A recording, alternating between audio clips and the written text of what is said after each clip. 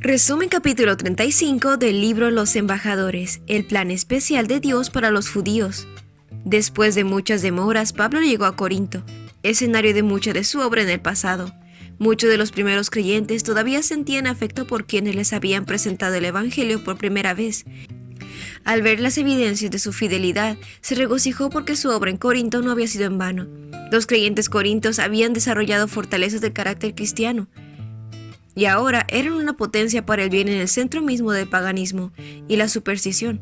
En la compañía de estos conversos fieles, el espíritu cansado y preocupado del apóstol encontró descanso. El viaje que Pablo planeaba hacer hacia Roma ocupó sus pensamientos mientras estaba en Corinto. El apóstol deseaba que la iglesia ya establecida en Roma cooperara con la obra que debía realizar en Italia y otros países, a fin de preparar el camino, y envió a estos hermanos una carta anunciando el propósito de su visita a Roma y su esperanza de plantar el estandarte de la cruz en España. En su carta, Pablo presentó la doctrina de la justificación por la fe en Cristo con claridad y poder. A través de todas las épocas, la gran verdad de la justificación por la fe se ha mantenido como una poderosa antorcha para guiar a los pecadores al camino de la vida. Esta luz disipó las tinieblas que rodeaban la mente de Lutero y le reveló el poder de la sangre de Cristo para limpiar el pecado. Desde su conversión, Pablo había anhelado ayudar a sus hermanos judíos a obtener una comprensión clara del Evangelio. Los israelitas no habían reconocido a Jesús de Nazaret como el Mesías prometido. Pablo aseguró a los creyentes en Roma: por medio de los judíos, Dios se había propuesto a bendecir a toda la raza humana. Entre ellos, muchos profetas habían predicho la venida de un Redentor que sería rechazado y muerto por aquellos que deberían haberlo reconocido como el prometido. Pero, aunque Israel rechazó a su hijo, Dios no rechazó a ellos. Pablo continuó: Israel había tropezado y caído, pero no hacía imposible que se levantase otra vez. Era el propósito de Dios que su gracia se revelara tanto en los gentiles como en los israelitas. ¿No tiene derecho el alfarero de hacer del mismo barro unas vasijas para unos especiales y otras para fines ordinarios?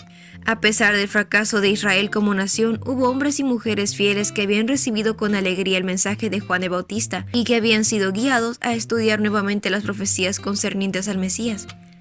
La iglesia cristiana primitiva estaba compuesta de estos judíos fieles, de este remanente.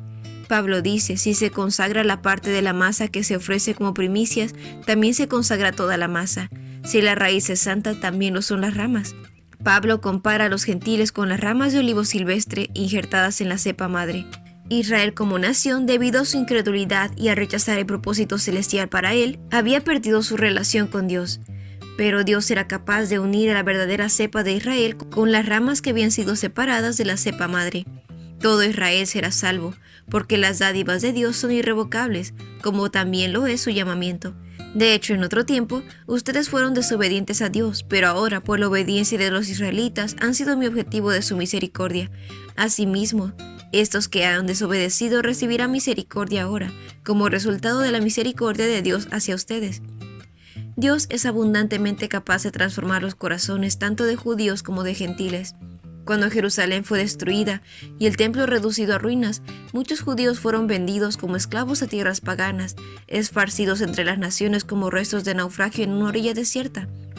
Maldecidos, perseguidos, de siglo en siglo, la suya ha sido una herencia de sufrimiento. A pesar de la sentencia pronunciada sobre la nación, de generación en generación, han vivido muchos judíos nobles, temerosos de Dios. Dios ha consolado sus corazones afligidos y ha contemplado con piedad su terrible situación. Algunos de los que lo han buscado para obtener una comprensión correcta de su palabra han aprendido a ver en el humilde Nazareno al verdadero Mesías. Al percibir el significado de las profecías por mucho tiempo oscurecidas por la tradición y la interpretación errónea, sus corazones se han llenado con gratitud de Dios por el increíble don de Cristo como Salvador personal. Isaías dijo en su profecía: el remanente será salvo. Desde los días de Pablo hasta el presente, el Espíritu Santo ha estado llamando a los judíos y gentiles. Está escrito: el justo vivirá por la fe. Este evangelio es igualmente eficaz para los judíos y los gentiles. Cuando este evangelio sea presentado en su totalidad a los judíos, muchos aceptarán a Cristo. Solo unos pocos ministros cristianos sienten el llamado a trabajar por el pueblo judío, pero el mensaje de Cristo llegará para estos que muchas veces fueron pasados de alto. En la proclamación final del Evangelio, Dios espera que sus mensajeros manifiesten particular interés por el pueblo judío, Cuando muchos judíos vean a Cristo en el Evangelio en las páginas del Antiguo Testamento y perciban cómo el Nuevo Testamento explica el Antiguo Testamento, reconocerán a Cristo como el Salvador del mundo. Algunos judíos, así como Saulo de Tarso, son poderosos en las Escrituras y proclamarán con maravilloso poder la inmutabilidad de la ley de Dios. El Dios de Israel hará que esto suceda en nuestros días, cuando sus siervos trabajen con fe por aquellos que por mucho tiempo han sido descuidados. Su salvación se revelará.